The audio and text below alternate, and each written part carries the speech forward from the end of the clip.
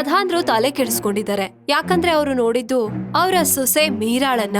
ಅವಳು 1 ತಿಂಗಳ ಹಿಂದಷ್ಟೇ ಸತ್ತೋಗಿದ್ಲು. ಅವಳು ಈಗ ಶಕ್ಚುನಿ ರೂಪಾನ ಪಡ್ಕೊಂಡಿದ್ದಾಳೆ. ಅದಕ್ಕೆ ಪ್ರಧಾನರು ಗುರುಗಳನ್ನ ಕರೆದಿದ್ದಾರೆ. ಅಲ್ಲಿ ರತುಲ್ ಕೂಡ ಇದ್ದಾನೆ. ಪ್ರಧಾನರು ಮತ್ತೆ ರತುಲ್ ಎಲ್ಲಾ ಕಥೆಯನ್ನ ಗುರುಗಳಿಗೆ ತಿಳಿಸಿ ಹೇಳ್ತಾ ಇದ್ದಾರೆ. ಪ್ರಧಾನ್ರೇ, ನೀವ್ ಹೇಳ್ತಿರೋದನ್ನ ನಾನ್ ಕೇಳ್ತಿದ್ರೆ ಮೀರಾನೇ ಸತ್ ಮೇಲೆ ಶಕ್ಚುನ್ನಿ ಆಗಿದ್ದಾಳೆ ಅಂತ ಅನ್ನಿಸ್ತಿದೆ. ಆದ್ರೆ ಅವಳು ಹೇಗ್ ಸತ್ಲು? ಯಾಕಂದ್ರೆ ಒಂದು ಹುಡುಗಿ ತನ್ನ ದಾಂಪತ್ಯ ಜೀವನದಲ್ಲಿ ಏನಾದ್ರೂ ಗೊಂದಲ ಅಥವಾ ತೊಂದರೆ ಅನುಭವಿಸಿದ್ರೆ, ಜೀವನದಲ್ಲಿ ನಂಬಿಕೆ ದ್ರೋಹ, ಜೀವನನೇ ಸಾಕು ಅಂತ ಏನಾದ್ರೂ ಸತ್ತಿದ್ರೆ ಆಗ ಅವಳು ಶಕ್ಚುನ್ನಿಯಾಗಿ ಬದಲಾಗ್ತಾಳೆ. ಆದ್ರೆ ನಾವ್ ಅವಳಿಗೆ ಯಾವುದೇ ರೀತಿ ತೊಂದರೆನ ಕೊಟ್ಟಿರ್ಲಿಲ್ಲ. ನಾವ್ ಅವಳಿಗೆ ನಂಬಿಕೆ ದ್ರೋಹನ ಮಾಡಿರ್ಲಿಲ್ಲ. ಅವಳ ತಲೆ ಸರಿ ಇರ್ಲಿಲ್ಲ. ತಾನೇ ಬಾವಿಗಾರಿ ಅವಳು ಪ್ರಾಣ ಬಿಟ್ಲು. ಗುರುಗಳೇ, ಆ ಶಕ್ಚುನಿಯ ಏನೇ ಕತೆ ಇರ್ಲಿ, ದಯವಿಟ್ಟು ನನ್ನ ಹೆಂಡತಿನ ಕಾಪಾಡಿ. ಶಕ್ಚುನಿ ಮದುವೆ ಆಗಿರುವಂತ ಹುಡುಗಿಯರ ಮೇಲೆ ಬಂದು ಅವರ ಮುಖಾಂತರ ಅವಳು ಜೀವನವನ್ನ ಮಾಡೋದಕ್ಕೆ ಆಸೆ ಪಡ್ತಾಳೆ. ಬೇರೇನೂ ಮಾಡೋದಿಲ್ಲ. ಅವಳಷ್ಟು ಸುಲಭವಾಗಿ ನಿನ್ನ ಹೆಂಡತಿಯ ದೇಹದಿಂದ ಅವಳು ದೂರ ಆಗೋದಕ್ಕೆ ಸಾಧ್ಯನೇ ಇಲ್ಲ. ಅವಳೇನಾದ್ರೂ ನನ್ನ ಹೆಂಡತಿಯಿಂದ ದೂರ ಹೋಗಿಲ್ಲ ಅಂತಂದ್ರೆ ನಾನ್ ನನ್ನ ಹೆಂಡತಿಯಿಂದ ದೂರ ಆಗ್ಬಿಡ್ತೀನಿ ಅಂತ ತಪ್ಪು ಮಾಡ್ಬೇಡ. ಆಮೇಲೆ ಶಕ್ಚುನ್ನಿ ನಿನ್ನೂ ಸಾಯಿಸಬಹುದು. ಆದ್ರೆ ಗುರುಗಳೇ, ಈ ಶಕ್ಚುನ್ನಿಗೆ ಏನ್ ಮಾಡ್ಬೇಕಾಗತ್ತೆ? ಅದು ನಮ್ಗೆ ಅಮಾವಾಸ್ಯೆ ರಾತ್ರಿಯಲ್ಲಿ ಗೊತ್ತಾಗುತ್ತೆ. ಅಮಾವಾಸ್ಯೆ ರಾತ್ರಿ ಅವಳು ಆಗ ಪೂರ್ಣ ರೂಪಕ್ಕೆ ಬರ್ತಾಳೆ. ಯಾಕವಳು ಈ ರೀತಿ ಒದ್ದಾಡ್ತಿದ್ದಾಳೋ ಆ ರಾತ್ರಿ ಅದನ್ನ ಪೂರ್ಣ ಮಾಡ್ತಾಳೆ. ಮತ್ತೆ ಹಳ್ಳಿ ಜನರೇ, ನೀವೆಲ್ಲ ಗಮನವಿಟ್ಟು ಕೇಳಿ. ಎಲ್ಲಾದ್ರೂ ಯಾವ್ದಾರ ಹುಡುಗಿ ಹತ್ತರೆ ಶಕ್ಚುನ್ನಿ ಅವಳನ್ನ ಕಾಪಾಡೋದಕ್ಕೆ ಆ ಜಾಗಕ್ಕೆ ಬಂದ್ಬಿಡ್ತಾಳೆ. ಯಾಕಂದ್ರೆ ಅವಳು ಯಾವ ಹುಡುಗಿ ಮೇಲೂ ಹಲ್ಲೆ ಆಗೋದನ್ನ ಅವಳು ಸಹಿಸೋದಿಲ್ಲ. ಈ ವಿಷಯನ ಹೇಳಿ ಗುರುಗಳು ಅಲ್ಲಿಂದ ಹೊರಟು ಹೋಗ್ತಾರೆ. ಮತ್ತೆ ಪ್ರಧಾನರು ಆ ವಿಚಾರವನ್ನ ಇಡೀ ಊರ್ಗೆ ಪ್ರಚಾರ ಮಾಡ್ತಾರೆ. ಯಾರು ಕೂಡ ತನ್ನ ಪತ್ನಿಗೆ ತೊಂದ್ರೆ ಕೊಡಬಾರ್ದು ಅಂತ. ಇಲ್ಲ ಅಂದ್ರೆ ಶಕ್ಚುನಿ ಬಂದ್ಬಿಡ್ತಾಳೆ. ಕೇಳ್ರಪ್ಪ ಕೇಳಿ, ಹಳ್ಳಿ ಜನರೇ ಗಮನವಿಟ್ಟು ಕೇಳಿ.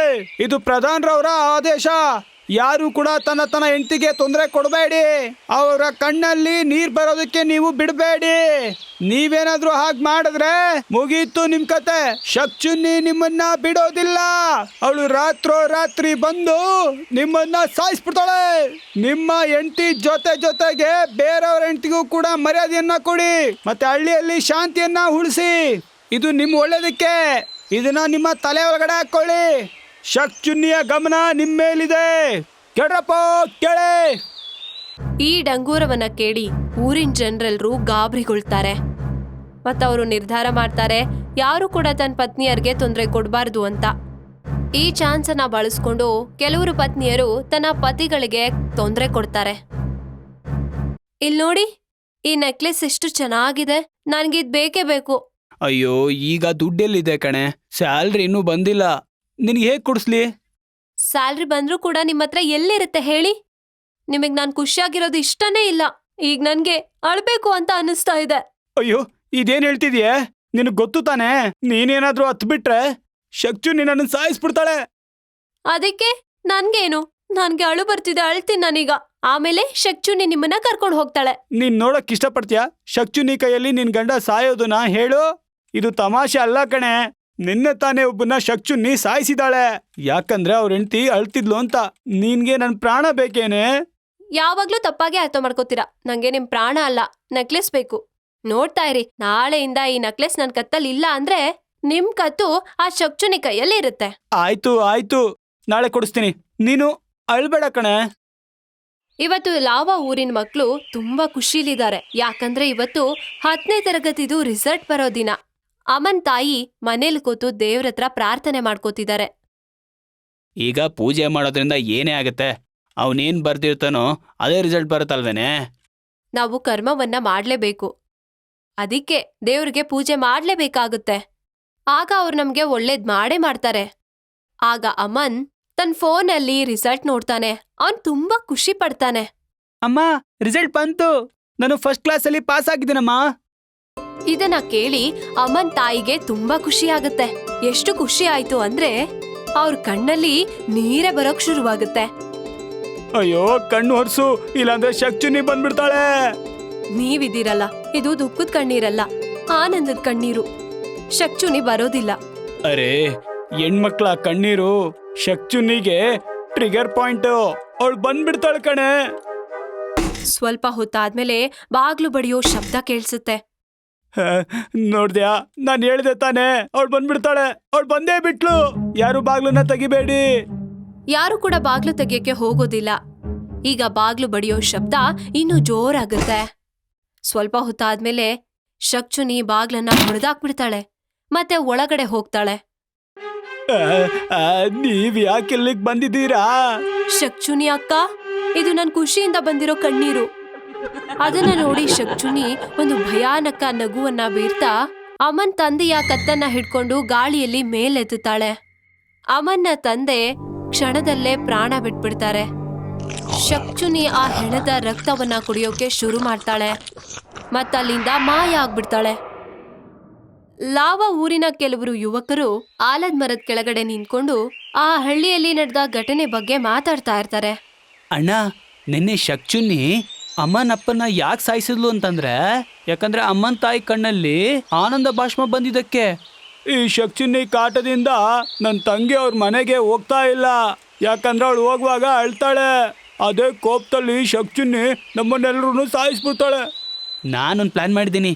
ನಮ್ಮ ಹಳ್ಳಿಯ ಎಲ್ಲಾ ಹುಡುಗಿರ್ಗೂ ಕಪ್ಪು ಕನ್ನಡಕ ಹಾಕ್ಬಿಡ್ಬೇಕು. ಅದರಿಂದ ಏನಾಗುತ್ತೆ?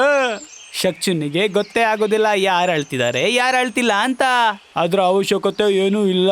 ಇವತ್ತೇ ಕಣೋ ಅಮಾವಾಸ್ಯೆ. ಇವತ್ತು ಗುರುಗಳು ಶಕ್ಚುನಿಗೆ ನ್ಯಾಯನ ಕೊಡಿಸ್ತಾರೆ. ನ್ಯಾಯ ಸಿಕ್ತಿದ್ದಂಗೆ ಅವಳು ಹಳ್ಳಿನ ಬಿಟ್ಟು ಹೊರಟೋಗ್ತಾಳೆ. ರಾತ್ರಿ ಸಮಯ. ಪ್ರಧಾನರ ಮನೆಯಲ್ಲಿ ಗುರುಗಳು ಯಜ್ಞ ಮಾಡೋಕೆ ಶುರು ಮಾಡಿದ್ದಾರೆ. ಇಶಿತಾನ ಒಂದು ಕೋಣೆಯಲ್ಲಿ ಬಂದ್ ಮಾಡಿದ್ದಾರೆ. ಗುರುಗಳು ಶಕ್ಚುನಿಯ ಒಂದು ಊಡು ಡಾಲ್ ಅನ್ನ ಮಾಡಿ ಅವ್ರ ಪಕ್ಕದಲ್ಲಿ ಇಟ್ಕೊಂಡಿದ್ದಾರೆ ಮತ್ತೆ ಮಂತ್ರವನ್ನ ಹೇಳಿ ಹವನ ಶುರು ಮಾಡ್ತಾರೆ. ಶಕ್ತಿ ಶಾಂತಿ ಶಕ್ಚುನಿ ನಮಃ. ಗುರುಗಳು ಅಗ್ನಿಗೆ ಆಹುತಿ ಕೊಟ್ಟಾಗ ಇಶಿತಾ ಪೂರ್ತಿಯಾಗಿ ಶಕ್ಚುನಿ ರೂಪವನ್ನ ಪಡ್ಕೋತಾಳೆ. ಕೆಂಪು ಸೀರೆ, ಕೆದ್ರಿರೋ ಕೂದ್ಲು, ಹಾಳಾಗಿರೋ ಕಣ್ಕಪ್ಪು ನೋಡಿದ್ರೆ ಎಲ್ರಿಗೂ ಕೂಡ ಭಯ ಆಗೋ ತರ ಇದ್ಲು. ಬಾಗ್ಲನ್ನ ಹೊಡ್ಕೊಂಡು ಒಳಗ್ ಬರ್ತಾಳೆ ಮತ್ತಲ್ಲಿದ್ದ ಗುರುಗಳ ಮೇಲೆ ದಾಳಿ ಮಾಡೋದಕ್ಕೆ ಶುರು ಮಾಡ್ತಾಳೆ. ಅಲ್ಲೇ ನಿಂತ್ಕೋ, ಇಲ್ಲ ಅಂತಂದ್ರೆ. ಇಲ್ಲ ಅಂದ್ರೆ ಏನು? ಇವತ್ ನನ್ನ ಯಾರು ತಡಿಯೋಕ್ಕಾಗೋದಿಲ್ಲ. ಗುರುಗಳು ಶಕ್ಚುನಿಯ ಊಡು ಡಾಲ್ ಮೇಲೆ ಒಂದು ಏಟು ಹೊಡಿತಾರೆ. ಯಾವಾಗ ಗುರುಗಳು ಊಡು ಡಾಲ್ ಮೇಲೆ ಪೆಟ್ಟನ್ನ ಕೊಡ್ತಾರೋ ಆಗ ಶಕ್ಚುನಿ ಕೆಳಗ್ ಬಿದ್ದು ಹೋಗ್ತಾಳೆ. ಮತ್ತೆ ಮೇಲೆ ತಳ್ತಾಳೆ. ಎದ್ದು ಗುರುಗಳ ಕಡೆ ನಡೀತಾ ಇರ್ತಾಳೆ. ನಾನ್ ನಿನಗೆ ನ್ಯಾಯ ಕೊಡ್ಸೋದಕ್ಕೆ ಬಂದಿದ್ದೀನಿ. ಹೇಳು, ಏನು ನಿನ್ನ ಹೆಸರು? ನನ್ನ ಹೆಸರು ಮೀರಾ. ಮೀರಾ ಹೆಸರು ಕೇಳ್ತಿದ್ದ ಹಾಗೇನೆ ಅಲ್ಲೇ ಕೂತಿದ್ದ ಪ್ರಧಾನ ರಾಮಚಂದ್ರ ಶರ್ಮಾ ಮತ್ತವರ ಮಗ ಅರ್ಜುನ್ ಶರ್ಮಾ ಭಯ ಪಡ್ತಾರೆ. ನನ್ಗೆ ಅನ್ಯಾಯ ಆಗಿದೆ. ನಿನಗೆ ಯಾವ ರೀತಿ ಅನ್ಯಾಯ ಆಗಿದೆ? ಯಾರು ನಿನಗೆ ಅನ್ಯಾಯ ಮಾಡಿದ್ದು? ಅರ್ಜುನ್ ಶರ್ಮಾ ನನ್ಗೆ ಮೋಸ ಮಾಡಿದಾನೆ. ನಾನ್ ಯಾವ ರೀತಿ ಅನ್ಯಾಯ ಮಾಡಿಲ್ಲ. ಇವಳಿಗೆ ತಲೆ ಕೆಟ್ಟಿತ್ತು. ಸುಳ್ಳು ಸುಳ್ಳು. ಶಕ್ಚುನಿ ಅರ್ಜುನನ್ನ ಸಾಯಿಸೋಕೆ ಅಂತ ಹೋಗ್ತಾ ಇರ್ತಾಳೆ. ಆಗ ಬಾಬಾ ಮತ್ತೊಂದು ಏಟನ್ನ ಆ ಡಾಲ್ ಮೇಲೆ ಹಾಕ್ತಾರೆ ಮತ್ತವಳು ಮತ್ತೆ ಕೆಳಗ್ ಬಿದ್ದೋಗ್ತಾಳೆ. ಮೊದ್ಲು ನನಗೆ ಪೂರ್ತಿ ಕತೆ ಹೇಳು. ನಿನಗೆ ಯಾವ ರೀತಿ ಅನ್ಯಾಯ ಆಗಿದೆ ಅಂತ.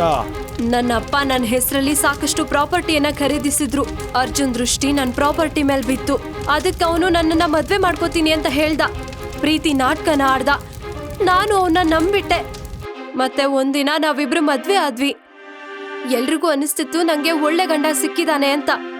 ಆದ್ರೆ ಸತ್ಯ ಏನು ಅಂದ್ರೆ ಈ ಅರ್ಜುನ್ ಒಬ್ಬ ಆಸೆ ಬುರ್ಕ.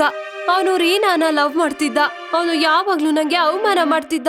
ನಂಗೆ ಯಾರ ಜೊತೆನಾದ್ರೂ ನಗೋದಕ್ಕೂ ಬಿಡ್ತಿರ್ಲಿಲ್ಲ, ಮಾತಾಡೋಕ್ಕೂ ಬಿಡ್ತಿರ್ಲಿಲ್ಲ. ಎಲ್ಲ ಇವನಿಂದಾನೆ. ನಿಧಾನವಾಗಿ ನಾನು ಕೊರ್ಗೋಕ್ ಶುರು ಮಾಡ್ದೆ. ಎಲ್ಲ ಹಾಳಾಗೋಗಿತ್ತು. ಒಳ್ಳೆ ಹೆಂಡತಿ ಯಾರು ಅಂದ್ರೆ ಅವನ್ ಕಷ್ಟನ ಅರ್ಥ ಮಾಡ್ಕೊಳ್ಳೋಳು. ಈ ಅರ್ಜುನ್ ನಾನು ಹುಚ್ಚೆ ಅಂತ ಇಡೀ ಊರ್ಗೆ ಡಂಗೂರ ಸಾಲ್ಬಿಟ್ಟ. ಒಂದಿನ ಊರಿನ ಎಲ್ರೂ ಕೂಡ ಸೇರಿ ಮೀರಾ ಬಾವಿಲ್ ಬಿದ್ದು ಸತ್ತೋಗಿದ್ದಾಳೆ ಅಂತ ಮಾತಾಡ್ತಿದ್ರು. ಆದ್ರೆ ಸತ್ಯ ಏನು ಅಂದ್ರೆ ಈ ಅರ್ಜುನ್ನೇ ನನ್ನ ತಳ್ಳಿ ಸಾಯಿಸಿದ್ದು. ಯಾಕಂದ್ರೆ ನಾನು ಅವರಿಬ್ರಿಂದ ಶಾಶ್ವತವಾಗಿ ದೂರ ಆಗ್ಲಿ ಅಂತ, ಮತ್ತೆ ನನ್ನ ಎಲ್ಲ ಪ್ರಾಪರ್ಟಿ ಅವನಿಗೆ ಸಿಗುತ್ತೆ ಅಂತ. ಶಕ್ಚುನಿಯ ಈ ಮಾತನ್ನ ಕೇಳಿಸ್ಕೊಂಡು ಊರಿನ ಜನರೆಲ್ಲರೂ ಅರ್ಜುನನ್ನ ನೋಡಿ ಕೋಪಗೊಳ್ತಾರೆ. ಈ ಶಕ್ಚುನಿ ಸುಳ್ಳು ಹೇಳ್ತಿದ್ದಾಳೆ. ಮತ್ತೆ ಸುಳ್ಳು ಹೇಳ್ತಿದ್ದಾನೆ. ನಾನು ಇವನ್ನ ಸುಮ್ಮನೆ ಬಿಡೋದಿಲ್ಲ. ಶಕ್ಚುನಿ ಅರ್ಜುನ್ನ ಸಾಯಿಸೋಕೆ ಅಂತ ಹೋಗ್ತಾ ಇರ್ತಾಳೆ. ಆಗ ಗುರುಗಳು ಮತ್ತೊಂದು ಏಟನ್ನ ಆ ಡಾಲ್ ಮೇಲೆ ಹಾಕ್ತಾರೆ ಮತ್ತವಳು ಮತ್ತೆ ಕೆಳಗ್ ಬಿದ್ದೋಗ್ತಾಳೆ. ಇದನ್ನ ನೋಡಿ ಊರಿನ ಒಬ್ಬ ವ್ಯಕ್ತಿ ಅಲ್ಲಿಗೆ ಓಡ್ ಬರ್ತಾನೆ. ಶಕ್ಚುನಿ ಊಡು ಡಾಲನ್ನ ಅವನ್ ತಗೊಂಡು ಅಲ್ಲಿಂದ ದೂರ ಎಸ್ದು ಬಿಡ್ತಾನೆ. ಶಕ್ಚುನಿ, ನೀನು ಈ ಕೆಟ್ಟವನ ಮೇಲೆ ನೀನು ಸೇರ್ ತೀರಿಸ್ಕೋ. ಶಕ್ಚುನಿ ಅರ್ಜುನನ್ನ ಸಾಯಿಸೋದಕ್ಕೆ ಓಡ್ ಹೋಗ್ತಾಳೆ. ಅರ್ಜುನ್ ಓಡ್ ಹೋಗ್ತಾ ಇರ್ತಾನೆ. ಯಾರಾದ್ರೂ ಕಾಪಾಡಿ, ಕಾಪಾಡಿ! ಅರೆ ಗುರುಗಳೇ, ನನ್ ಮಗನ ಕಾಪಾಡಿ, ಇಲ್ಲಂದ್ರೆ ಅವಳು ಸಾಯಿಸ್ಬಿಡ್ತಾಳೆ. ನಾನೇನು ಮಾಡಕ್ಕಾಗಲ್ಲ, ನನ್ನ ಹತ್ರ ಅವಳ ಊಡು ಡಾಲ್ ಇಲ್ಲ ಕಣೋ. ಅರ್ಜುನ್ ಭಯದಿಂದ ಓಡ್ತಾ ಇದ್ದಾನೆ. ಅವನ್ ಕಾಲಿಗೆ ಏನೋ ಸಿಕ್ಕಿ ಅವನಲ್ಲೇ ಬಿದ್ದು ಹೋಗ್ಬಿಡ್ತಾನೆ. ಶಕ್ಚುನಿ ಅವನ ಕತ್ತನ್ನ ಗಾಳಿಯಲ್ಲಿ ಮೇಲೆತ್ತುತ್ತಾಳೆ. ಸ್ವಲ್ಪ ಕ್ಷಣದಲ್ಲೇ ಅವನು ಪ್ರಾಣ ಬಿಟ್ಬಿಡ್ತಾನೆ. ಶಕ್ಚುನಿ ಅವನ ರಕ್ತನ ಹೀರಿ ಕುಡಿತಾಳೆ. ಮತ್ತೆ ಇಶಿತಾ ದೇಹದಿಂದ ಶಕ್ಚುನಿ ಹೊರಗೆ ಬರ್ತಾಳೆ. ಇಶಿತಾ ಅದಾದ್ಮೇಲೆ ತಲೆ ತಿರುಗಿ ಬಿದ್ದಿರ್ತಾಳೆ. ಅದಾದ್ಮೇಲೆ ಶಕ್ಚುನಿ ಶಾಶ್ವತವಾಗಿ ಆ ಊರನ್ನ ಬಿಟ್ಟು ಹೋಗ್ತಾಳೆ. ಶಕ್ಚುನಿ ಆಕಾಶದ ಹತ್ರ ಹೋಗ್ತಾ ಇರ್ತಾಳೆ. ಮತ್ತೆ ಊರಿನ ಜನರು ಅವಳು ಹೋಗೋದನ್ನೇ ನೋಡ್ತಾ ಇರ್ತಾರೆ.